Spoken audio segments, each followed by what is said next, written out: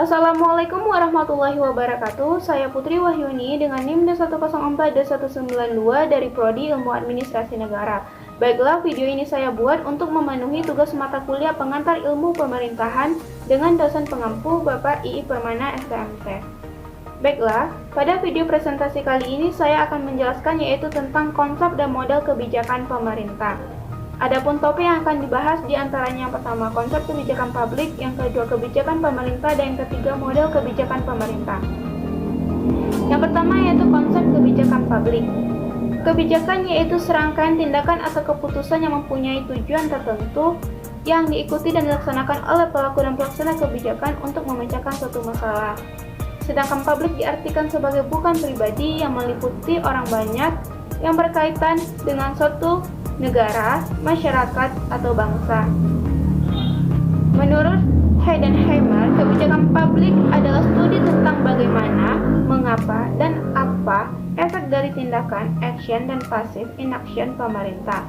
Sehingga dapat kita simpulkan bahwa kebijakan publik merupakan keputusan yang dibuat oleh pemerintah untuk melakukan pilihan tindakan tertentu. Yang kedua yaitu kebijakan publik atau pemerintah.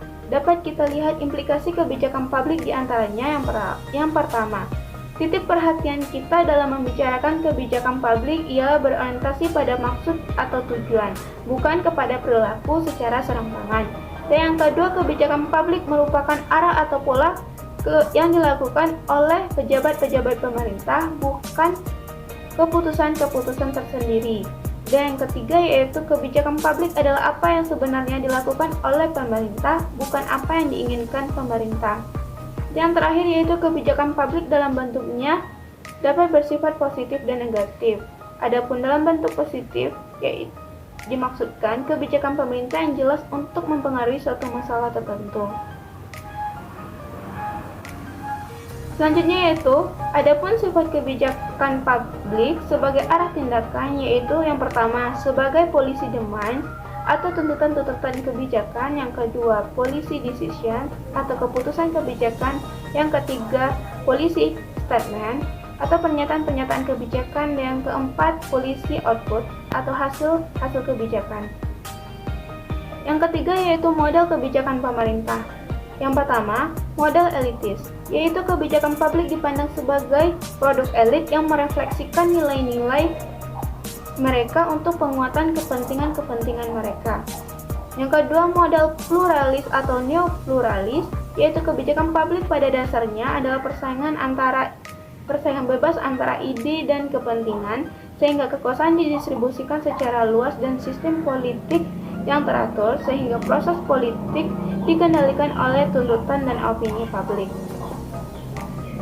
Selanjutnya, pada slide ini dapat kita lihat gambar model kebijakan elitis, di mana pada tingkatan atas terdapat elit, dan kedua pejabat pemerintah dan administrator, dan pada tingkat bawah atau terakhir yaitu massa atau rakyat.